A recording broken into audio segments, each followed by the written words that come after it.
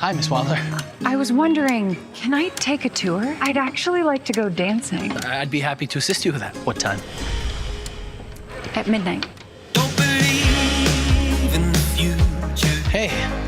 Hey! So yeah, we can sleep. You're totally falling for her. She's leaving soon. This can't go anywhere. The idea of us getting back together, it's got legs. He cheated on you. This guy's a monster. It was a 5-year relationship. Kind of complicated, isn't it?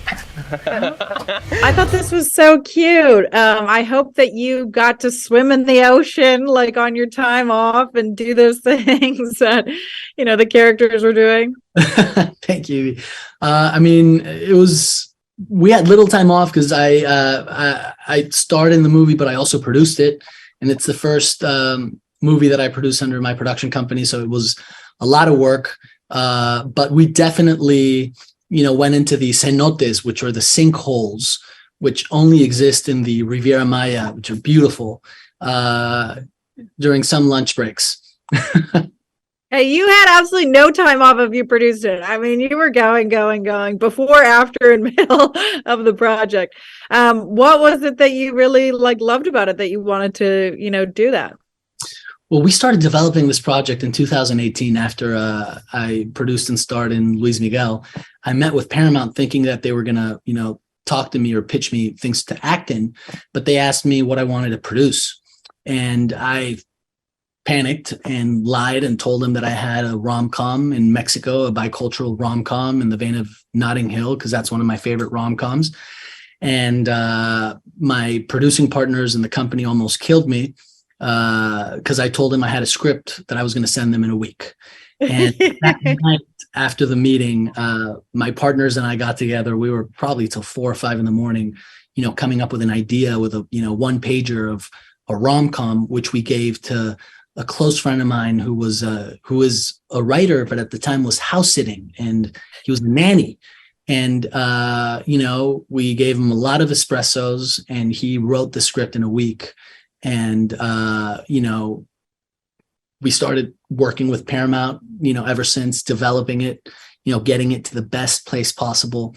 Partnered with Fred Berger, who produced La La Land, Michelle Franco, who directed me in Nuevo Orden, which won the Silver Lion at the Venice Film Festival in 2020. Brian Kavanagh-Jones, who's another great producer. And, we kind of mixed the best of Mexico with the best of Hollywood to make this movie, which was really, really special and a great learning experience. And, shooting this in Mexico was really special for me because I'm from Mexico City.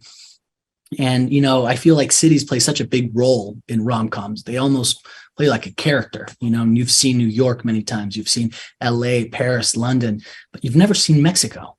And we wanted to show Mexico in a good light. We want people to watch this movie and want to go to Mexico City, that was extra special for me. I love that. Yeah, I loved going to Mexico City, and this actually made me want to go again.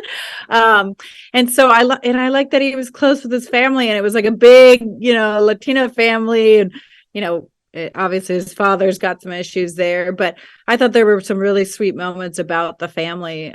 Is that something that was important to you, and does your family play a big role in your life? Oh yeah, big time. I'm super close to my family. My sister's my producing partner. She helped me produce the movie. My mom also played a small little appearance in the film, which was hilarious. I mean, even my dog is in the movie. I mean, really put everything into this. And the house where that lunch was at is a Luis Barragan house, who's an incredible architect. Yeah. A world-renowned architect, and shooting there was really something else. I love that. Well, thank you so much for this time. I hope you do more rom-coms because I really enjoyed it, and I love rom-coms, and it's just a feel-good movie after a long day at work, right? So I hope you continue doing it. We have more coming. Don't you worry. Okay. So how was this experience for you? Because you also wrote some of it, right? And so you're really tied into this story. What was it that you really loved about it?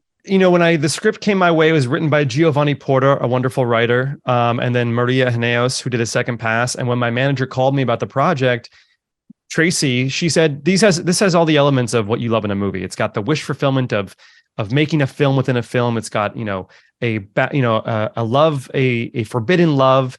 It's and what they're looking for is a filmmaker to come in and inject their voice, inject magic, inject magical realism, inject joy, and that's what all I think know how to do. And so I was very excited to just sort of help paint in my section of the picture and create, lean into the Nora Ephron stuff that I love so much, and some of the stuff I tried in my first movie, Dating in New York.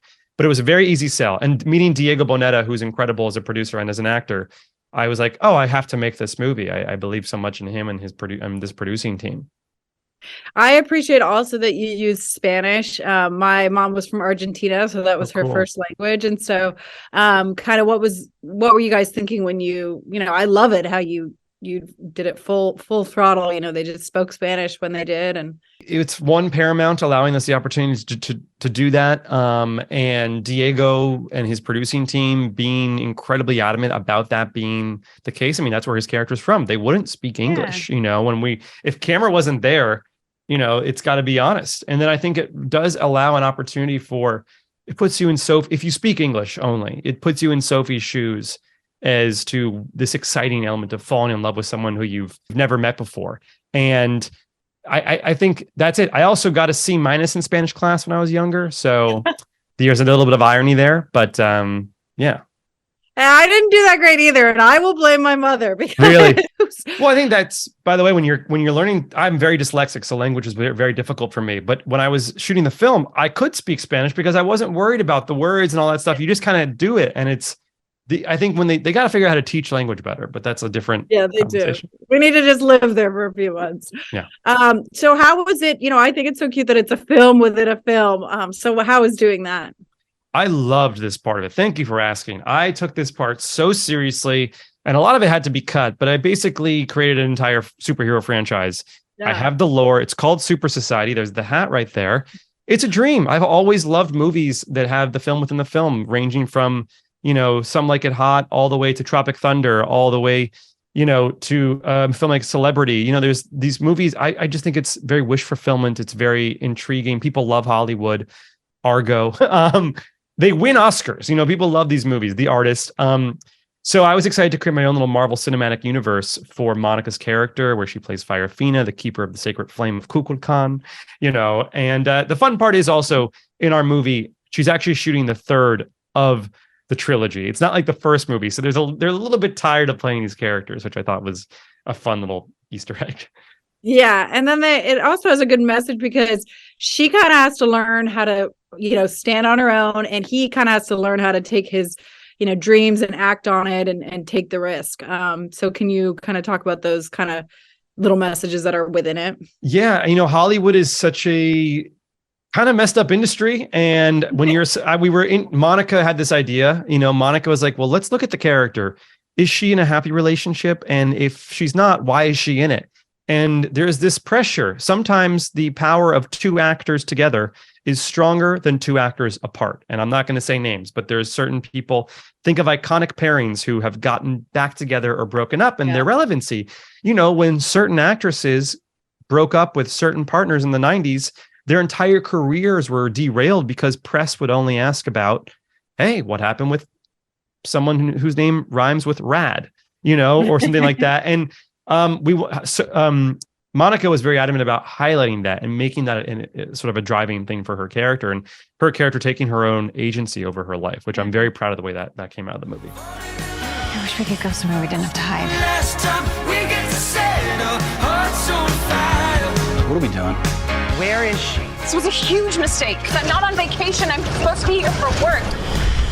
Can we just give this a chance? Meet me in the